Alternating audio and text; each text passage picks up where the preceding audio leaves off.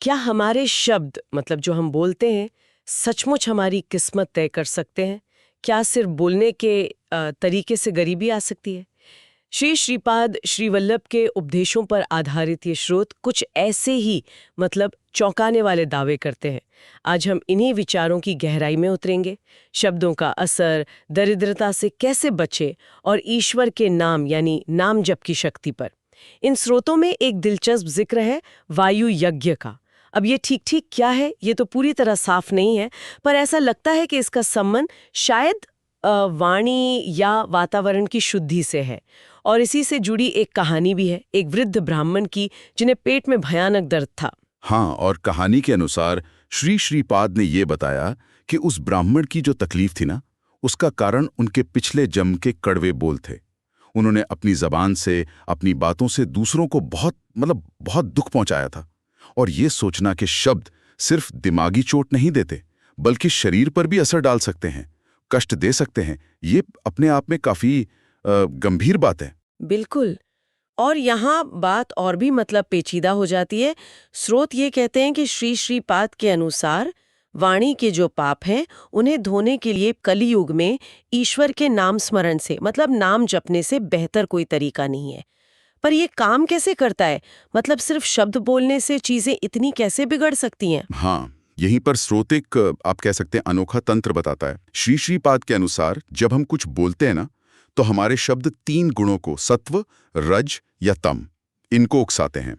सत्व यानी पवित्रता, संतुलन, रज मतलब क्रियाशीलता, जुनून, और तम मतलब अंधकार, जड़ता। तो जब ये उकसाए गए गुण अच्छे कामों में मदद नहीं करते, तो उनका एक नेगेटिव असर पड़ता है पंच महाभूतों पर, पृथ्वी, वायु, अग्नि, जल और आकाश पर। अच्छा, मतलब हमारे बोले गए शब्द सीधे सीधे पर्यावरण को, इन तत्वों को प्रभावित कर सकते हैं।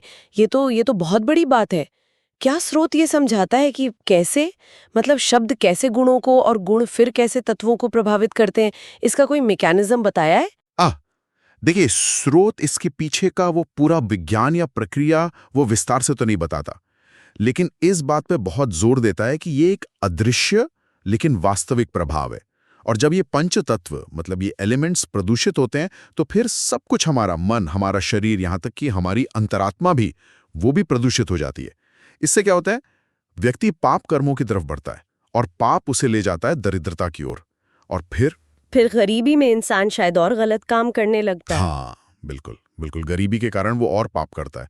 तो ये एक दुष्चक्र बन जाता है, क्या कहते हैं, एक जाल जैसा।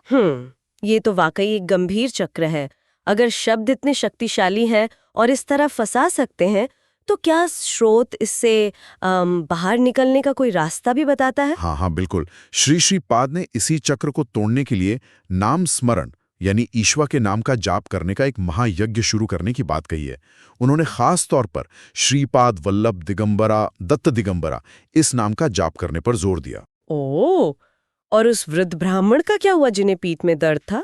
क्या नाम जप से उन्हें कुछ फायदा हुआ? हाँ, कहानी के मुताबिक उस ब्राह्मण के लिए 3 रात और 3 दिन लगातार इसी नाम का जाप किया गया, और कहते हैं कि उनका पेट दर्द पूरी तरह से ठीक हो गया। सच में? जी। तो ये दिखाता है कि इन उपदेशों के हिसाब से श्री श्रीपाद के नाम का पूरी श्रद्धा से, पूरे विश्वास से जाप करने पर वे भक्तों के लिए सहज ही सुलभ हो जाते हैं और उनकी मदद करते हैं, शुभ परिणाम लाते हैं। ये तो कमाल है। विश्वास की शक्ति का अद्भुत उदाहरण। पर क्या सिर्फ नाम जपना ही काफी है या कुछ और भी जरूरी है इसके साथ? बहुत अच्छा सवाल है ये। स्रोत यहाँ पर त्रिकरण शुद्धि की बात करता है। त्रिकरण शुद्धि? हाँ, त्रिकरण शुद्धि, इसका मतलब है मन, वाणी और कर्म, इन तीनों की शुद्धि, और इनका एक सीध में होना। यानी जो मन में सोचे वही जबान पर आए, और जो जबान से कहें वही हमारे कर्मों में, हमारे एक्शन में दिखे। अगर सोच, बोल और कर्म में मतलब अंतर है, फर्क है, तो ये त्रिकरण शुद्धि का अभाव है, और यही व्यक्ति को नकारात्मकता की ओर, बुराई की ओर ले जाता है। अच्छा, समझा।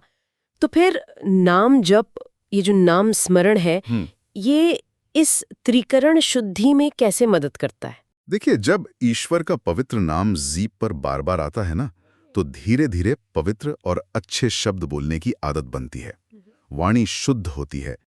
और अगर नाम जपते समय मन ईश्वर पर टिका रहे, फोकस रहे, तो मन भी पवित्र होता है।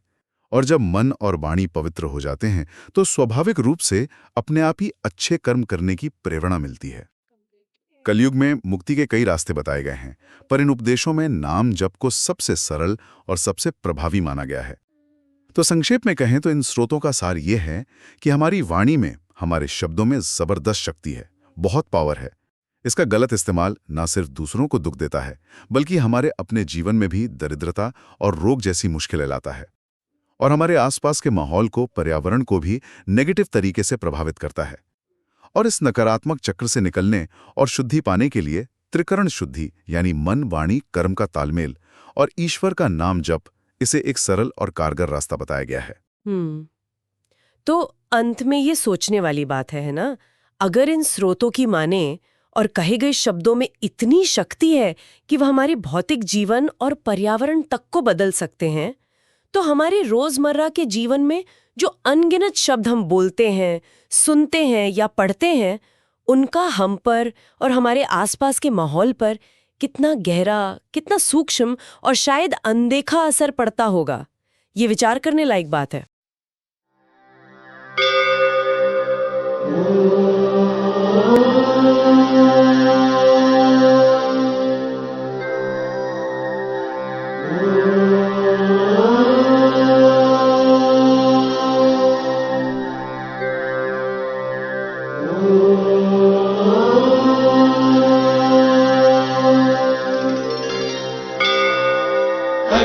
अखिलाण्डकोटि ब्रह्माण्ड नायका राजाधिराज योगिराजा परब्रह्मा प्रमथगद्गुरु श्री गोपाल बाबा की जय।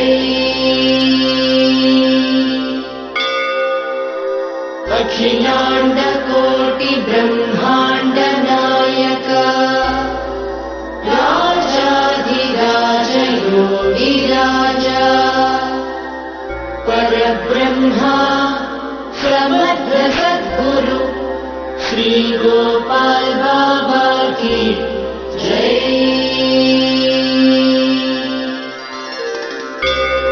ओम नमो भगवते